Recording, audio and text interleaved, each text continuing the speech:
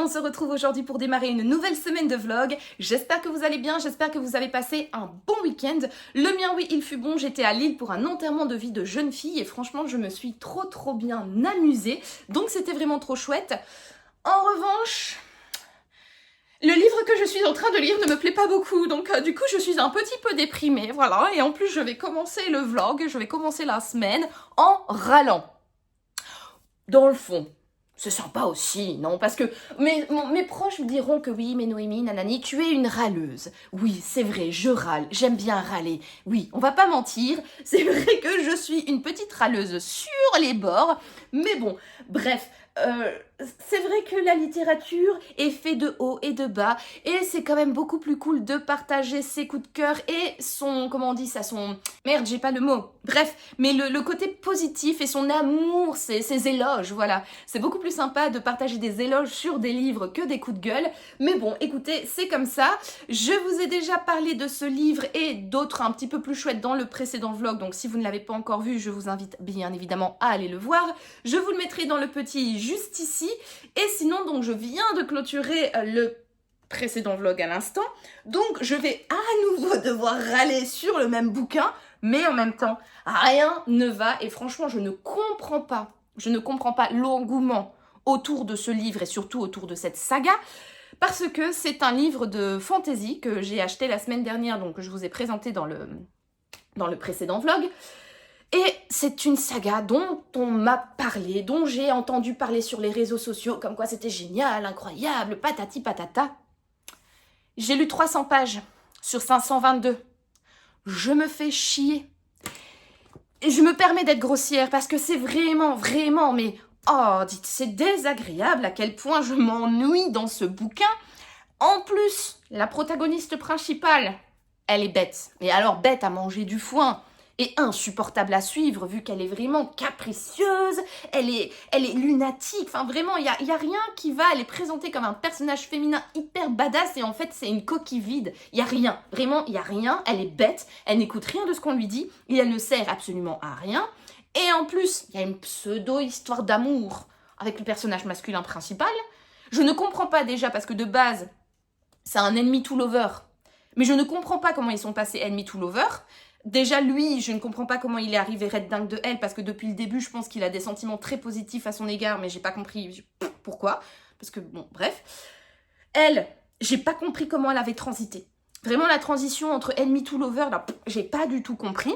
Et alors, surtout lui, il est un petit peu problématique sur les bords. Alors, il est un peu insipide, il sert à rien. C'est vraiment le... T'as envie de lui foutre des baffes pour se réveiller, parce que vous voyez, il est beau, il est mystérieux. Ouais, et il est tellement mystérieux qu'il dit rien, il fait rien, enfin... Bref, t'arrives pas à le cerner, il est un peu insipide sur les bords. Mais surtout, on le présente donc comme un super grand seigneur faé, avec plein de pouvoirs patati patata. Et là, récemment, j'ai lu une scène où en tant que grand seigneur faé, il doit faire une cérémonie et tout, et il se transforme en une bête qui n'attend qu'une seule chose, c'est d'avoir un coït avec bien évidemment une vierge, hein, qu'il va choisir parmi toutes les vierges du pays.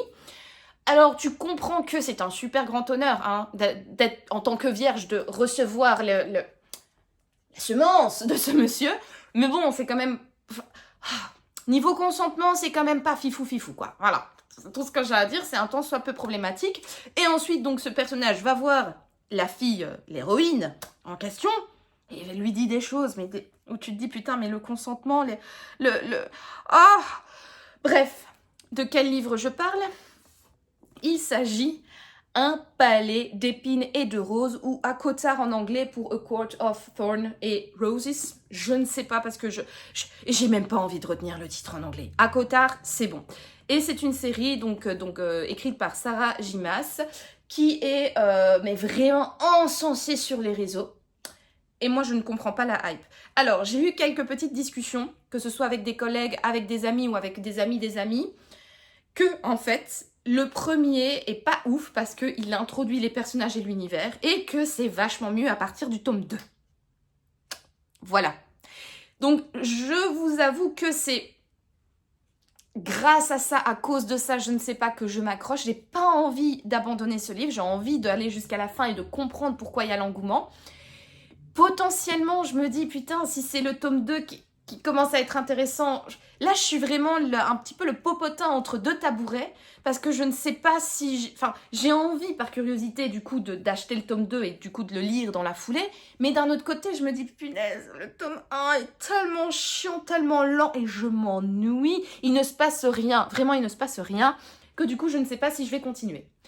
Une chose est sûre, c'est que je vais le terminer, parce que j'ai envie de savoir ce qu'il en est, j'ai envie d'arriver au bout de cette introduction, voilà.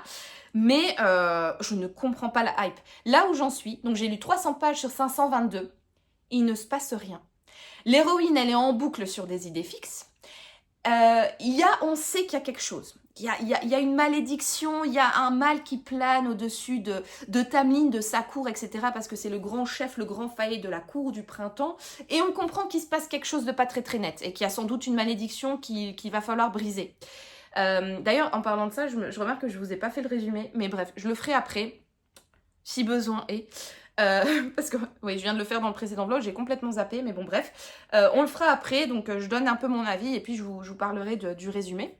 Mais en fait, il y a une espèce de malédiction qui plane et en fait, on est un petit peu dans le Belle et la Bête vibe, dans le sens où en fait, Tamlin, qui est le personnage principal masculin, va enlever Fer, l'amener donc dans son royaume et la garder prisonnière, mais elle n'est pas vraiment prisonnière, en fait, elle peut faire ce qu'elle veut, elle est logée, nourrie, blanchie, elle a des belles tenues, dès qu'elle a envie de faire quelque chose, Tamlin met tout à sa disposition, la bibliothèque pour apprendre à lire, parce que bien évidemment, elle ne sait pas lire. Par contre, elle adore peindre. Ah, ça, Fer, elle adore peindre. Et d'ailleurs, elle passe, c'est ce qu'elle fait. Elle passe son temps à se plaindre, à geindre, à être complètement irascible et à peindre. Voilà. Et autour de tout ça, tu sais qu'il y a un mal mystérieux qui plane, mais en fait, les personnages principaux laissent tellement planer le mystère du danger, du mal, de la malédiction qui plane, que tu sais pas, tu sens qu'il y a quelque chose, mais tu sais pas quoi. Mais à 300 pages... Sur 522, à plus de la moitié du bouquin, franchement, ça devient lassant en fait de pas savoir les tenants et aboutissants de ce qui se passe. C'est vraiment nul, d'autant plus que le personnage, je l'ai dit, féminin n'est pas agréable à suivre et encore moins le personnage masculin. Et comme elle passe son temps à peindre et à faire des sorties en forêt avec Lucien, qui est un autre personnage, non, franchement, il se passe rien, c'est nul, c'est chiant, c'est je m'ennuie quoi. Vraiment, c'est... Bref, vraiment, je ne comprends pas la hype, je prends pas de plaisir, voilà, à lire ce bouquin. Cela dit, je suis curieux, je vais aller jusqu'au bout et puis on verra si je continue la torture en lisant le tome 2 ou pas. Mais pour l'instant, vraiment, c'est pas grandiose et je ne comprends pas comment est-ce qu'on peut dire que ce livre est incroyable et cette saga incroyable. Bref, voilà donc pour mon avis. Maintenant, je vais vous faire peut-être le résumé du bouquin. Donc en fait, on va suivre Fer, qui donc est une mortelle. Et en fait, on est dans un monde qui est divisé en deux parties. Il y a un mur qui le sépare en deux. C'est un petit peu, je trouve, Game of Thrones vibe, mais bon. Et en fait, au nord de ce mur, ou au sud, je sais plus, au sud, au nord, enfin bref, d'un côté du mur, il y a la terre des immortels, et en dessous, il y a la terre des mortels. Et les mortels, fut un temps, avaient fait la guerre, ils étaient tapés sur la figure entre mortels et immortels, et bien évidemment, les mortels, ils sont super fragiles, patati patata, les immortels super forts, musclés, hyper machin, bidule chouette. Bref, ils se sont fait la guerre, puis finalement, ils ont trouvé une solution, ils ont réalisé un traité. Voilà. Fer, elle est née dans une famille qui était riche, mais malheureusement qui a fait faillite. Et du coup, elle se retrouve très très très pauvre et elle doit aller chasser en forêt pour nourrir sa famille. Parce que donc sa famille est composée de ses deux sœurs aînées, de son père. Et Fer, malheureusement, a perdu sa maman. Et lorsqu'elle avait 8 ans, elle a fait la promesse à sa mère qu'elle allait prendre soin de sa famille. Et donc du coup, comme ils n'ont pas un sou et que le village dans lequel ils habitent, les gens n'ont pas l'air très très charitables, eh bien, elle doit aller chasser pour subvenir aux besoins de la famille et les nourrir.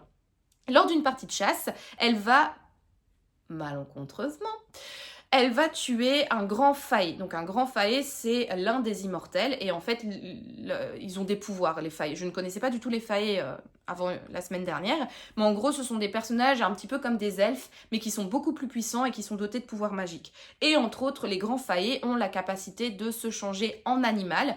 Là, en l'occurrence, en loup. Et donc, du coup, Fer a tué un loup en ne sachant pas que c'était un grand faillé. Elle l'a complètement dépecé. Elle a vendu sa peau, etc. pour récupérer de l'argent et pouvoir nourrir sa famille. Seulement, comme il s'agissait d'un faé, il y a l'un de ses amis de la Terre des Immortels qui est venu enlever Fer parce qu'en fait, il y a eu un traité qui a été signé entre les humains et les immortels et ce traité stipule que les humains n'ont pas le droit de tuer les immortels, sinon ils doivent être emmenés à Prythian, qui est donc le monde des immortels, pour y vivre un petit peu sous le joug des immortels, quoi, en gros.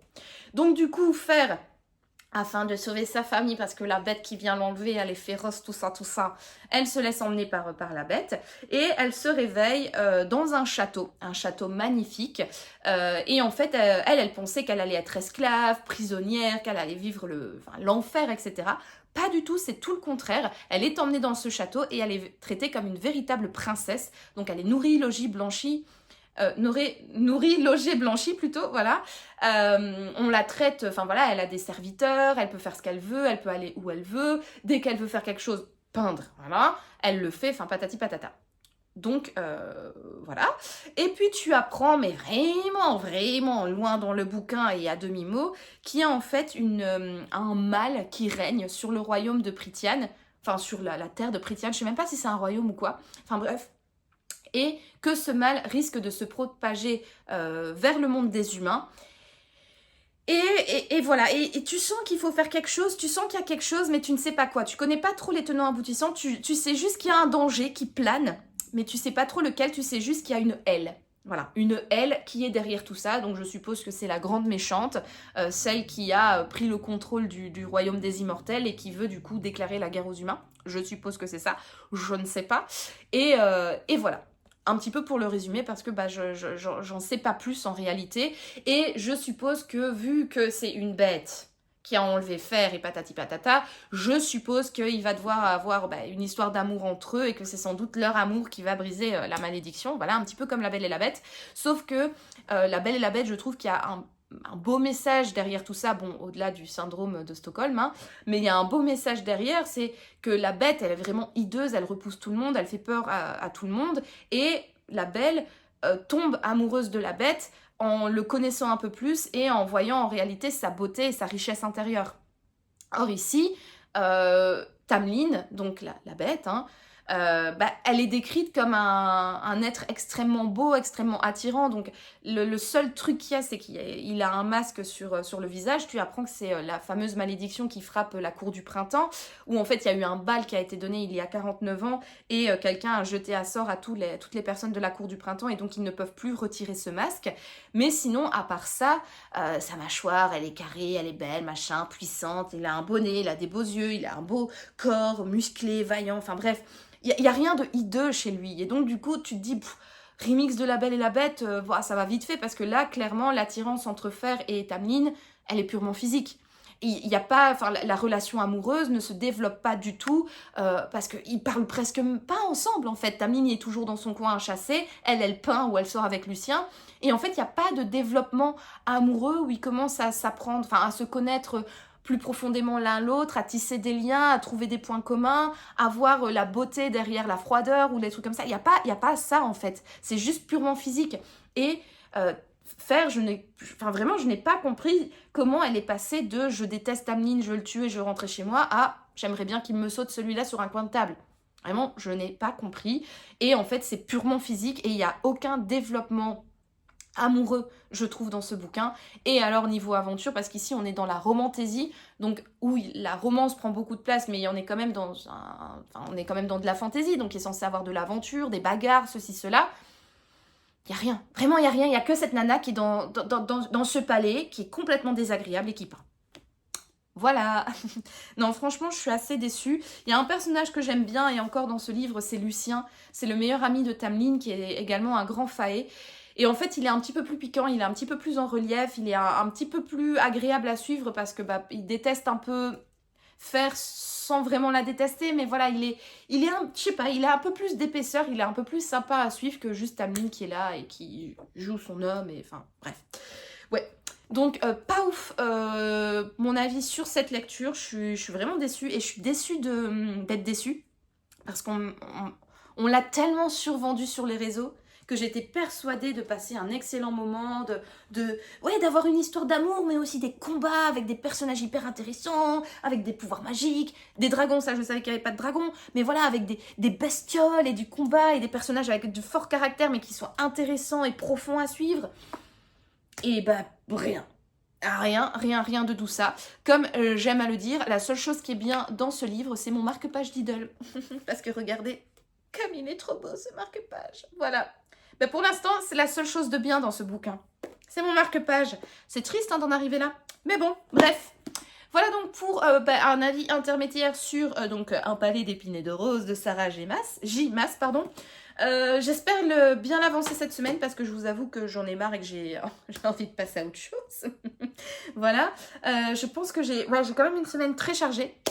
Malheureusement, mais j'espère quand même pouvoir me caser quelques petits moments lecture hein, pour avancer au plus vite et le terminer au plus vite parce que ça fait, ça fera une semaine mardi que je suis dedans. Et j'en ai marre. Bref, j'ai envie de le terminer au plus vite, donc voilà. Mais de toute manière, ça, vous le saurez dans les prochains rushs. Donc écoutez, je vous dis à plus tard.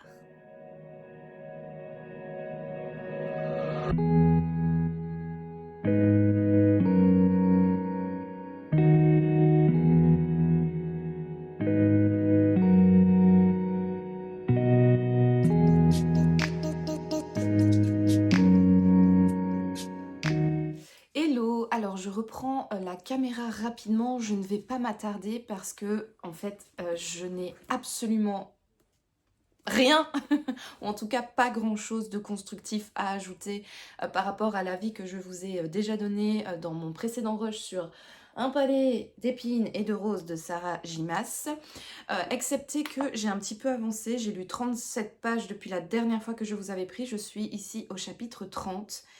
Et ça ne s'améliore pas, voire ça devient pire, parce que franchement, Tamlin perd toute crédibilité. Et alors surtout, on m'avait vendu ce livre en disant qu'il était rangé dans le rayon adulte, parce qu'il y avait des scènes de fesses explicites. Et donc du coup, je vous avoue, mon petit côté midinette en moi, malgré le fait que Fer et Tamlin, c'est pas un couple qui me passionne, qui me fait frissonner, j'avais quand même hâte d'arriver à cette bonne vieille scène de... un petit peu comme dans les Bridgerton, hein, vous savez, c'est un petit peu mon guilty pleasure. Et je me suis dit, boulala, j'ai hâte qu'elle arrive et j'espère qu'elle sera... qu'elle vaudra le coup. C'est à l'image du bouquin. Clairement, c'était nul, c'était d'un cliché, c'était d'un malaisant, c'était naze. Franchement, n'importe quoi. C'était vraiment n'importe quoi cette scène de fesses et tout ce qui se passe par après est également nul. Il y a un léger rebondissement mais je ne comprends pas ce rebondissement, ça n'apporte absolument rien à l'intrigue et ça rend encore l'histoire beaucoup plus plate et beaucoup plus ennuyeuse. Donc voilà, alors souhaitez-moi bon courage, j'ai encore quelques pages à lire, j'ai encore quoi, 190 pages? Ouais, c'est ça, j'ai encore 190 pages à lire. Bon, courage à moi parce que c'est pas... Je vais y arriver, allez. Je vais y arriver, souhaitez-moi bon courage et je vous dis donc à plus tard.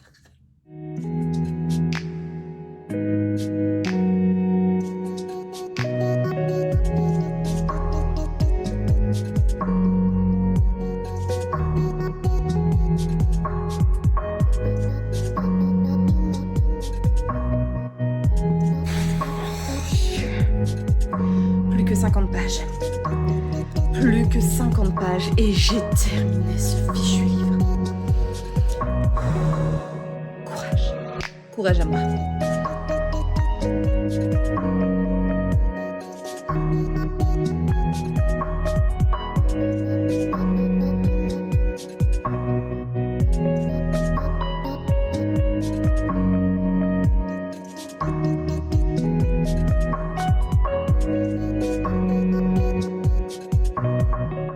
On se retrouve pour clôturer cette semaine de vlog et je suis trop comme l'âne content de vous retrouver parce que J'ai enfin terminé ma lecture d'Un palais d'épines et de roses de Sarah J. Maas et je suis véritablement trop contente parce que, ah Seigneur Jésus-Marie-Joseph, que c'était complicado cette lecture, hein. Franchement, j'ai subi ma lecture. Alors, je vais pas dire du début à la fin, mais d'une bonne cinquantaine de pages, centaine de pages, jusqu'à la fin, j'ai véritablement subi cette lecture. Je ne comprends pas du tout la hype autour de ce livre et de cette saga. Alors énormément de personnes m'ont dit non mais attends le tome 2 c'est mieux, le tome 2 ceci, le tome 2 cela. Honnêtement, je sais pas. Alors, j'ai envie de continuer à faire ma chippie parce que je trouve ça quand même assez drôle de lire un bouquin et de, de voir que rien ne va et de pouvoir comme ça un peu le bitcher, voilà, un peu bitcher sur son dos et patati patata. C'est hyper marrant, ça amuse aussi énormément mes copines, mais d'un autre côté, quelle perte de temps quoi. Enfin, franchement, j'ai autre chose à faire dans ma vie que de lire un livre que je n'aime pas, sachant l'état de ma palle, hein, que vous pouvez un petit peu apercevoir ici. Et puis surtout, bah, vu le nombre de livres qu'il y a à lire dans le monde, franchement, pourquoi perdre son temps? Mais bref, d'autant plus qu'à la fin de celui-ci, bah, je sens venir hein, ce qui va se développer dans le deuxième tome. On est dans de la romantaisie, donc c'est-à-dire que la romance prend énormément de place dans la fantaisie. Et là, clairement, il va y avoir un triangle amoureux. Donc avec Fer, bien évidemment, hein, qui est au centre de ce triangle. Avec d'un côté Tamlin qui est le gentleman. Il est galant, il est gentil, il est prévenant, il est prêt à tout pour... Enfin, voilà, même à sacrifier sa propre vie pour son peuple, tous les trucs comme ça. Enfin voilà, c'est vraiment quelqu'un de vraiment très vertueux. Et de l'autre côté, bien évidemment, je vous le donne en mille, on a le bad boy, on a la personne qui fait un petit peu, un petit peu sa PUTE de temps en temps pour arriver à ses fins. Ou voilà, enfin vraiment, on a la personne un petit peu plus black au niveau moralement parlant, tout ça, tout ça. Donc j'avoue que parfois j'aime bien les triangles amoureux, ça me fait... Enfin voilà, ça me donne toujours un petit frisson.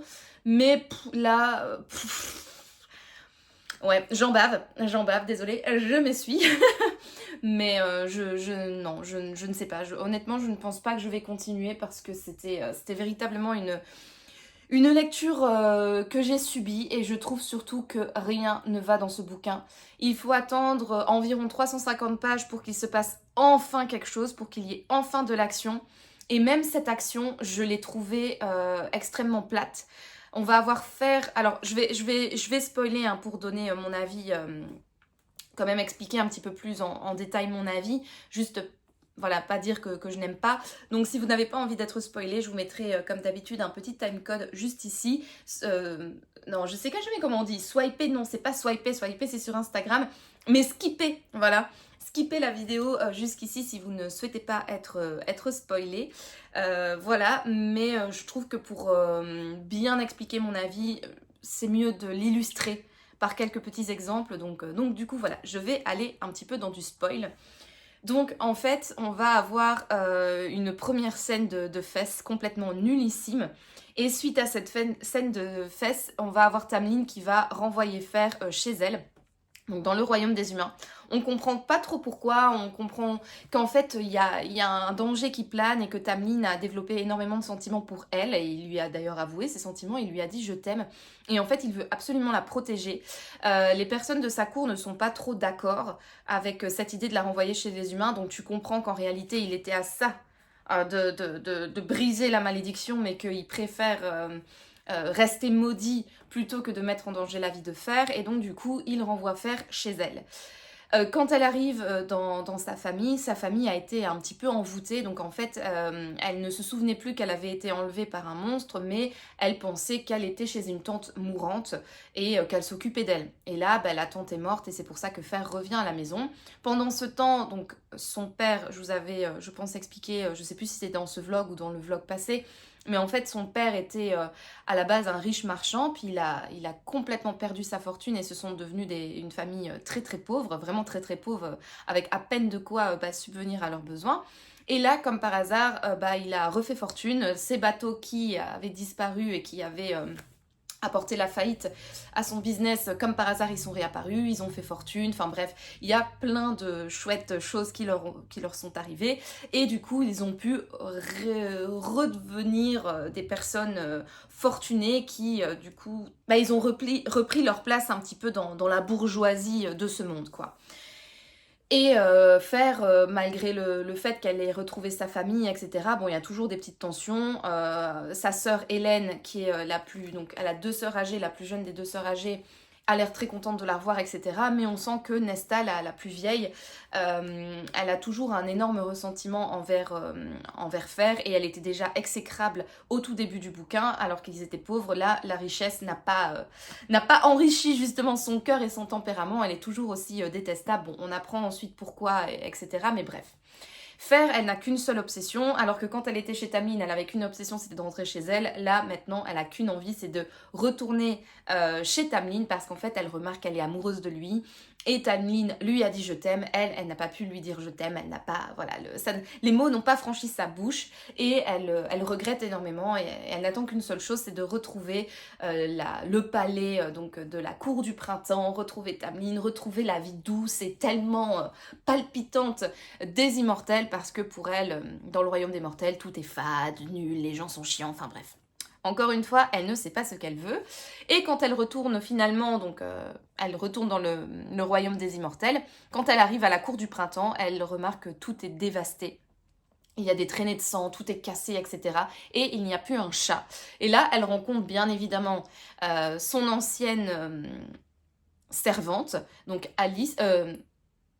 Oui, Alice, je pense qu'elle s'appelle, donc qui était la personne qui s'occupait d'elle quand elle était à la cour du printemps, qui lui explique que en réalité, Tamlin l'a renvoyée pour la protéger, alors qu'il était à 2 jours de briser la malédiction, et du coup elle lui en veut. Mais comment avez-vous pu être aussi stupide humaine, vous n'avez pas compris qu'on avait besoin de vous?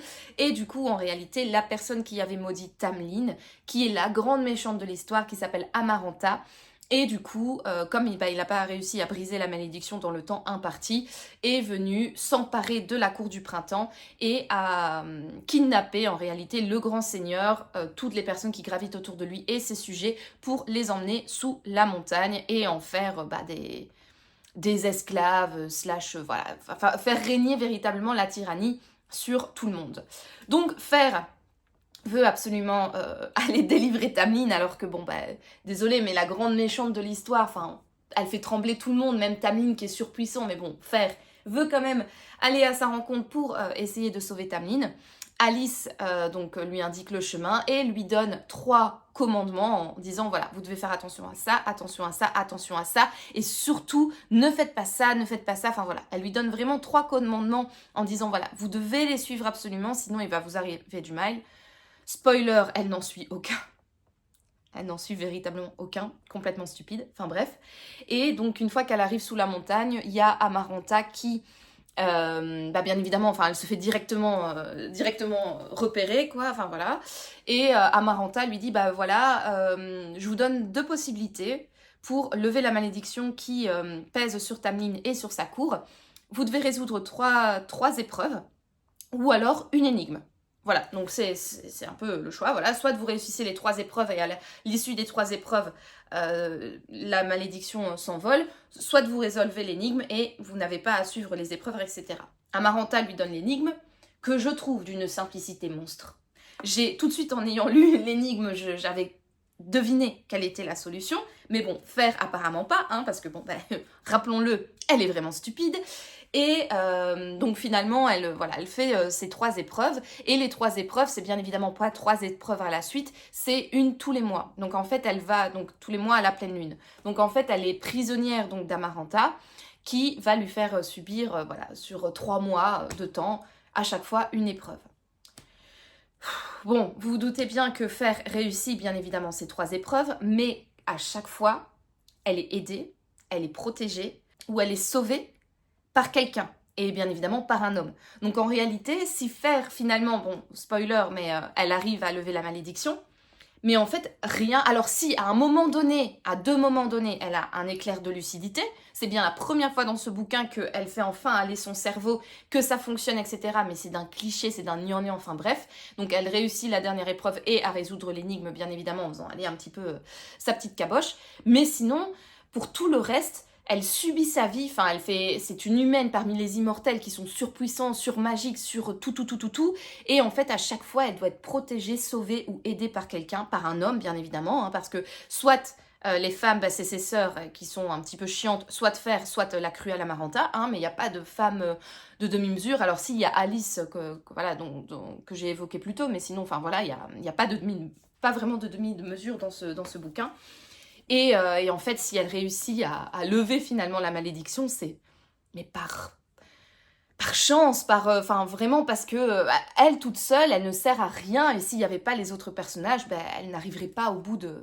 Enfin, elle n'aurait pas réussi à lever la malédiction, quoi. Et je trouve ça, mais tellement d'un nunuche, d'un cliché, d'un chiant.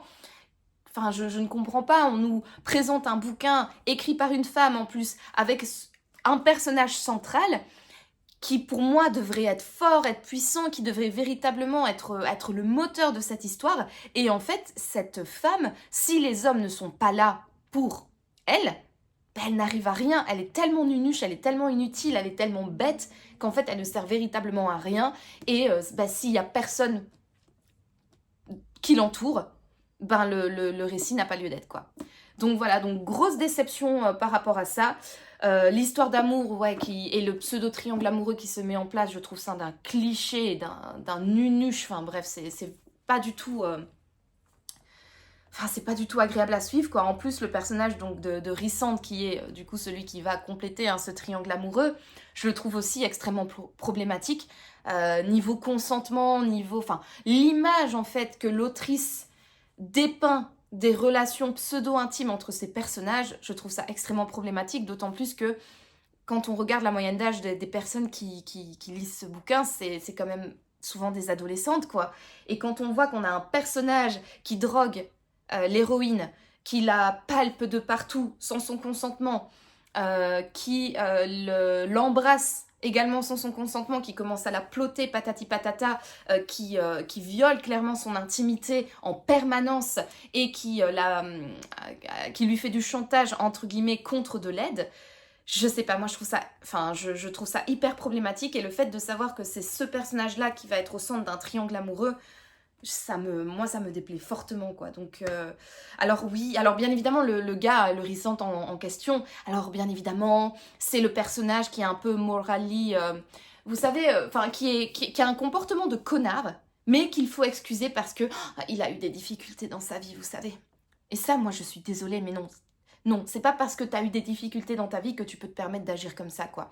Et bref, et on le dépeint véritablement comme un personnage à cause de qui il y a quand même des personnes qui sont mortes, il y a quand même eu, enfin, il y a eu pas mal de sang qui a été coulé à cause de ce personnage, et quand tu sais que Fer va commencer à développer des sentiments pour lui, enfin, bref, moi je trouve ça vraiment grotesque, et enfin, ça ne me plaît pas du tout, quoi. Et finalement, la fin de ce roman, c'est un peu tout est bien qui finit bien, bien évidemment, elle a trouvé, donc, elle a réussi les épreuves, elle a trouvé la solution à l'énigme, donc du coup, elle a sauvé tout le monde, bien évidemment, Tamlin, il a du coup tué la grande méchante. Et alors, cette fin. En fait, Fer, elle se fait limite battre à mort par Amaranta. Tamlin, il lève pas le petit doigt, hein. Et du coup, pour éviter qu'elle ne meure, tous les grands seigneurs, donc il y a 8 grands seigneurs qui peuplent ce royaume, alors que la majorité était de base contre elle, hein, parce que la majorité des grands seigneurs s'étaient rangés derrière Amaranta, qui est la grande méchante hein, de l'histoire. Mais malgré tout ça, voilà, tous les grands seigneurs faillés, donc les 8 chefs des différentes cours qui peuplent ce royaume, viennent donner une étincelle ou je ne sais plus trop quoi à faire, et Fer se transforme en grand faillé. Voilà, et c'est comme ça qu'elle est sauvée, parce que bien évidemment, les dommages qui lui avaient été faits étaient trop importants, trop impressionnants pour qu'elle puisse être sauvée par la magie des faillés. Donc la seule solution, c'était de la transformer en faillé. Mais elle garde bien évidemment son cœur d'humaine. Mais oui, parce que sinon, elle aurait un cœur de pierre, ou en tout cas, elle s'en foutrait peut-être un petit peu plus du bordel qu'elle a foutu, parce que bien évidemment... elle a fait des choses aussi pour arriver à ses fins faire qui ne sont pas... voilà. Et heureusement que son cœur d'humain est là parce qu'ainsi elle ne pourra jamais oublier le mal qu'elle a fait aux gens et qu'elle pourra peut-être un jour se faire pardonner. Voilà, et puis du coup, il retourne à la cour du printemps, heureux, amoureux, enfin voilà, à part qu'elle regrette 2-3 trucs, mais bon, enfin, c'est vraiment encore une fois des regrets de pacotille, et enfin voilà. Donc vraiment une fin, alors je sais pas si le résumé que je vous en ai fait, ça vous hype ou ça vous donne envie, ou voilà, mais en tout cas, moi je trouve que c'est tellement cliché, c'est tellement mal fait, enfin bref, c'était... Il y avait enfin de l'action, mais de l'action tellement mal tournée, tellement mal amenée, pardon, ouais, non, que c'était véritablement d'un cliché. Moi, j'ai fait que lever les yeux au ciel sur la fin de ce roman, encore plus que pendant les 350 premières pages. Franchement, les 170 dernières pages, elles étaient quand même vachement rudes, et enfin voilà. Donc vraiment une très très grosse déception. Ce que je trouve trop dommage dans ce livre, c'est qu'on m'a vendu ce livre comme étant une introduction à l'univers, et je trouve justement que l'univers, que ce soit le monde, que ce soit la magie ou que ce soit la religion qui fait partie de ce monde, justement n'est pas assez développé. On évoque quelques petites choses, on évoque un petit peu la construction du monde, on évoque un petit peu les personnages, on évoque un petit peu la magie, on évoque un petit peu la religion, mais je trouve pas de manière assez approfondie pour véritablement poser un univers intéressant et crédible pour ensuite développer une histoire dedans. Là, je trouve... Enfin, moi, j'ai plein de questions encore par rapport à cet univers, plein de questions au niveau de son personnage, de comment est-ce que, en fait, fonctionne cet univers, quoi. Vraiment, je trouve que ça n'a pas été assez approfondi, et c'est bien dommage parce que, in fine, tout avait un potentiel monstre. Vraiment, cette histoire... Si on reprend les idées de base et qu'on la retravaille, qu'on fait des trucs beaucoup moins gnangnang, beaucoup moins clichés et beaucoup moins problématiques sur les relations sociales et amoureuses, ça pourrait véritablement être un banger. Mais, en tout cas pour moi, à mes yeux, ça manque cruellement de trop de choses pour être une lecture que je vous recommanderais. Ça a été une énorme déception pour moi. Je ne compte plus le nombre de fois où j'ai soufflé, levé les yeux au ciel ou pensé à abandonner ce bouquin. Je suis ravie d'avoir été jusqu'au bout parce que au moins je sais maintenant de quoi je parle. Mais honnêtement, on ne m'y reprendra plus. J'ai quand même cette partie de moi, comme je disais au début de ce rush, qui est curieuse de découvrir le deuxième tome pour voir encore plus. Voilà. Maintenant que les bases, entre guillemets, sont posées. Voilà. Mais quand je vois la taille du... Je pense que le deuxième est beaucoup plus épais que celui-ci. J'ai pas trop envie de perdre mon temps, quoi. Honnêtement, si c'est pour retrouver des personnages qui m'insupportent comme fer, enfin franchement, je trouve que cette héroïne, elle est incohérente. Elle a des réactions qui sont incompréhensibles, elle est idiote, elle est insupportable. Vraiment, c'est pas agréable de la suivre. Et Tamlin, lui, vraiment, pareil, enfin... il est fade, et puis quand tu sais que c'est un super grand seigneur hyper puissant et tout, et qu'il est incapable de péter la figure de la grande méchante, sauf à la fin du truc machin bidule chouette, alors qu'il y a clairement rien qui a changé entre le moment où Fer a débarqué sous la montagne et le moment où il a finalement réussi à tuer Amaranta. Il n'y a rien véritablement qui a changé, donc tu te demandes mais pourquoi t'étais si impassible, gars. Enfin vraiment, j'avais envie de lui foutre des baffes. Rysand, hyper problématique. Le seul personnage, comme je l'ai déjà dit, il me semble, qui a grâce à mes yeux, c'est Lucien, que je trouve véritablement, pour le coup, bien construit, cohérent, et qui est agréable à suivre, tout simplement. C'est vraiment le seul personnage que j'avais grand plaisir à retrouver, et dommage, il n'est pas fortement présent dans cette deuxième partie, pour mon plus grand déplaisir. Mais bref, voilà, ça fait un long moment que je blablate, vous l'aurez compris, un palais d'épines et de roses. Ça ne l'a pas fait avec moi, ça a été une énorme déception, et franchement, je ne vous recommanderai pas. Hein. Honnêtement, c'est pas un livre que je vous recommande. Après, comme j'aime bien le dire, vous faites bien évidemment ce que vous voulez. La lecture, c'est très subjectif, donc ce n'est pas parce que moi, je n'ai pas aimé que ça remet en question vos goûts si vous avez aimé, ou si vous avez envie de lire ce bouquin. Faites-vous votre propre avis comme à chaque fois. Sachez juste que, voilà, moi, personnellement, je n'ai pas aimé, et je ne le recommanderai pas. Hello, c'est la Noémie du montage en habit du dimanche à la maison qui vous reprend vite fait parce que j'ai remarqué que j'ai oublié de vous parler d'un petit détail qui m'avait également gênée lors de ma lecture d'Akotar, et je trouvais que c'était intéressant d'en reparler ici, même si je pense que je l'ai déjà évoqué dans mon précédent vlog. Alors, Si je trouve déjà que le fond de ce roman était catastrophique, ça vous l'aurez compris, j'ai trouvé également que la forme n'était pas oufissime. La plume, franchement, je l'ai trouvée extrêmement problématique. Alors au début, je pensais que c'était la traduction qui était assez mauvaise. Et finalement, en prenant le livre en anglais et en comparant quelques petits chapitres qui m'avaient gênée, j'ai remarqué qu'effectivement, en anglais, ça passait peut-être un petit peu mieux, mais c'était pas non plus oufissime, parce que je trouve que dans ce bouquin, l'autrice, elle nous prend vraiment pour des cons. Alors on sait déjà que Fer n'est pas très maligne, hein, j'en ai déjà parlé, c'est vraiment une héroïne un petit peu stupide, et j'ai l'impression qu'en fait l'autrice nous prend également pour des cons, parce qu'elle n'arrête pas de répéter des choses dans sa narration, déjà des thématiques.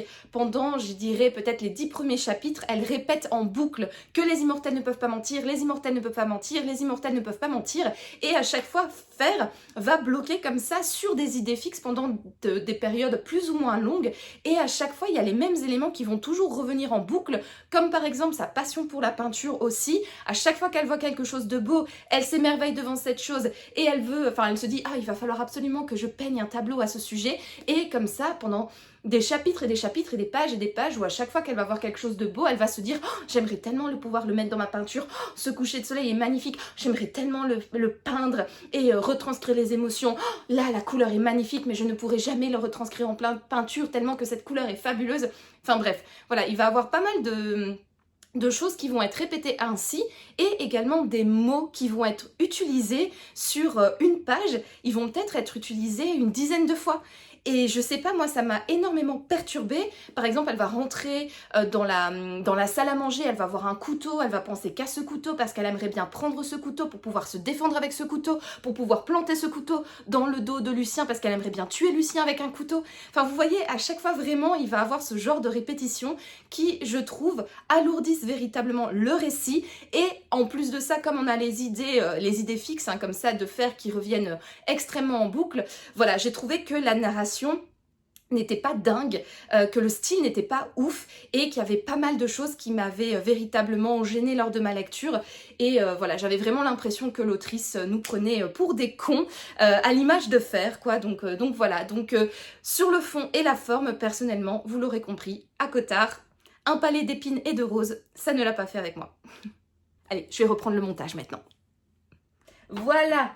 Bon, du coup, après avoir terminé Un palais d'épines et de roses, il fallait que je me remette dans le jeu de la lecture, parce que je vais pas mentir, cette bêtise, bah, ça a failli me mettre sur une peine de lecture, hein, parce que, alors que j'étais bientôt à la fin, je pensais déjà à ma prochaine lecture et je n'avais véritablement envie de rien. Ça m'a tellement, enfin bref, tellement cassé les pieds que je sais pas, il y avait rien qui me donnait envie. Et là, j'ai du coup croisé le chemin de ma copine de book club Sophie ce week-end, et elle m'a glissé dans l'oreille une excellente idée. Elle m'a dit mais Nono, si t'aimes pas ton bouquin et que tu le subis, le prochain, sors un livre que tu aimes, sors un auteur que tu adores, un auteur que tu adules, un auteur que tu mets sur un piédestal, un auteur avec lequel tu nous casses les pieds depuis des vlogs et des vlogs et des vlogs parce que tu n'as fait que lire cet auteur en 2025, tu as encore un livre de lui dans ta palle, ben sors-le. Et elle avait totalement raison, ma petite Sophie. Eh oui. Et donc du coup, je ne sais pas si vous avez le nom de cet auteur en tête, mais il me restait bien évidemment un livre de Nicolas Lebel dans ma palle. Et je trouve que c'est le remède idéal après une lecture totalement décevante, une lecture qui nous a fait traîner des pieds et des pieds et des pieds, voilà. Et vous connaissez hein, mon amour pour Nicolas Lebel, mon amour pour ses bouquins, mon amour pour sa plume que je trouve toujours hyper incroyable, et surtout mon amour pour sa saga du capitaine Merlicht que je trouve la meilleure saga de romans policiers qui existe sur le marché du thriller, policier, polar thriller, enfin bref, de la littérature noire. Et il me restait encore un livre de lui à lire, donc peine perdue. Ce livre ne fait partie d'aucune saga, donc ça ne fait ni partie de la saga Merlicht, ni partie de la saga donc Yvonne Chen. C'est un one-shot assez spécial, pardon, parce qu'il prend l'allure d'une pièce de théâtre. Il est découpé donc comme une pièce de théâtre, avec des actes et des scènes. Après, l'intérieur, c'est comme un roman. Donc, c'est-à-dire que c'est écrit comme un roman normal et pas une pièce de théâtre. Donc, ça va pas être juste des dialogues, ça va être de la narration qui nous plonge du coup dans l'univers carcéral. Voilà, où on va suivre en fait Théo, qui est un jeune garçon qui a été enfermé parce que malheureusement il a fait la bringue et lors de une fois que la fête était terminée, il a pris la voiture pour rentrer chez lui et il a renversé une personne malheureusement qui est décédée et cette personne donc qui s'appelle Manon est la femme de Pierre Moulin et Pierre Moulin donc qui est le mari, vient rendre visite à Théo, donc dans la prison qui s'appelle Bruegel. Et on va suivre comme ça le quotidien donc, des personnes qui sont incarcérées dans cette prison, notamment Théo, mais également ses codétenus, et également Pierre Moulin, donc, qui est ce mari, qui décide de rendre chaque mois visite à Théo pour lui demander de lui réexpliquer à chaque fois comment sa femme est décédée. Et en contrepartie, Pierre Moulin s'engage à appuyer la demande de sortie anticipée de Théo qui devrait pas tarder d'après ce que j'ai compris. Et alors, de ce que je me souviens d'avoir lu la 4e de couverture en parallèle de cette bienveillance de prime abord du mari complètement éploré, dans le dos de Théo, bien évidemment, il payerait les services d'un de ses codétenus pour lui casser la figure, voilà, au moins une fois par mois, le mettre sous sa protection pour éviter que les autres personnes ne le tabassent, mais que lui, du coup, puisse le tabasser au moins une fois par mois pour réaliser un petit peu sa vengeance de manière assez perfide. Voilà, j'ai commencé le livre donc hier soir, dimanche soir, parce que j'avais pas envie de m'endormir sur la fin de Akotard. J'avais envie d'une vague fraîche, d'une nouveauté, tout ça. Donc j'ai commencé le livre hier. J'ai déjà lu 45 pages sur 278. Voilà, donc je suis vraiment qu'au tout début. Alors de ce que je vous ai raconté du résumé, donc comme je l'ai dit, c'est principalement parce que je me souviens de ce que la 4e de couverture disait. Là pour l'instant ça reste encore assez mystérieux, notamment le fait que Pierre Moulin paye le codétenu de Théo pour lui casser la figure. Là pour l'instant je n'ai pas encore appris ça là où j'en suis quoi. Je trouve... Bon, j'ai lu que 2 chapitres. Je suis hyper contente de retrouver la plume de Nicolas Lebel. Je la trouve vraiment différente par rapport aux autres. Alors, toujours aussi belle, toujours aussi agréable, toujours aussi... alors, moins teintée d'humour, je trouve, pour l'instant, que dans les Merlicht et dans les Yvonne Chen. Mais je retrouve cette agréabilité de plume. C'est très lyrique. C'est très poétique, je trouve, comme plume. Il y a vraiment des belles phrases. Je sais pas trop comment expliquer en fait, mais je trouve que c'est véritablement bien écrit. On change un petit peu des codes classiques de la littérature noire. On reste dans un roman qui va être assez dramatique, assez noir, ça je n'en doute pas. Mais je sais pas, je trouve qu'il y a une certaine poésie dans la plume, peut-être justement en lien avec comment le livre est présenté, comme une pièce de théâtre. Et voilà, je trouve qu'il y a pas mal de chouettes tournures de phrases, c'est très beau. On voit que Nicolas Lebel était prof de français, enfin il me semble qu'il était prof de français si j'ai bonne mémoire. Mais en tout cas, on sent cette capacité à narrer les choses avec des beaux mots, des belles formulations. Enfin, c'est vraiment très, très poétique, très lyrique, donc j'aime beaucoup. Pour l'instant, je sais pas trop quoi penser du livre. Je trouve que justement la plume est très agréable, mais du coup elle me perturbe un petit peu dans ce type de roman. Voilà, le fait de casser un petit peu par cette plume les codes de la littérature noire, ça me perturbe un petit peu. Et oui, à 45 pages, voilà, j'ai pas encore trop d'avis au sujet de ce bouquin, mais déjà ravie de retrouver la plume de Nicolas Lebel.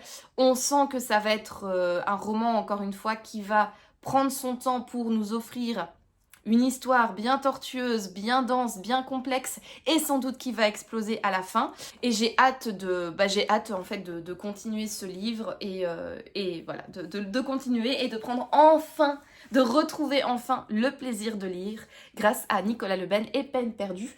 Donc voilà pour mon avis un petit peu... Voilà, au tout début de ce bouquin, j'ai pas grand chose à dire, mais vous en saurez plus à son sujet dans le prochain vlog, de toute façon. Et voilà, c'est là-dessus que je clôture cette semaine de vlog. Je vous remercie d'avoir regardé cette vidéo. Si vous l'avez aimée, n'hésitez pas à me laisser un petit pouce bleu, ainsi qu'un commentaire pour me dire ce que vous en avez pensé. Est-ce que vous aussi vous avez lu les livres que je vous ai présentés cette semaine et qu'en avez-vous pensé? Vraiment, dites-moi tout ça dans les commentaires. Et surtout, si vous avez lu et apprécié ACOTAR, je vous invite à me dire pourquoi dans les commentaires. J'ai vraiment hâte d'avoir votre retour à ce sujet, surtout si c'est positif, et de pouvoir du coup discuter avec vous du pourquoi, du comment, etc. Et voilà, d'en discuter un petit peu plus.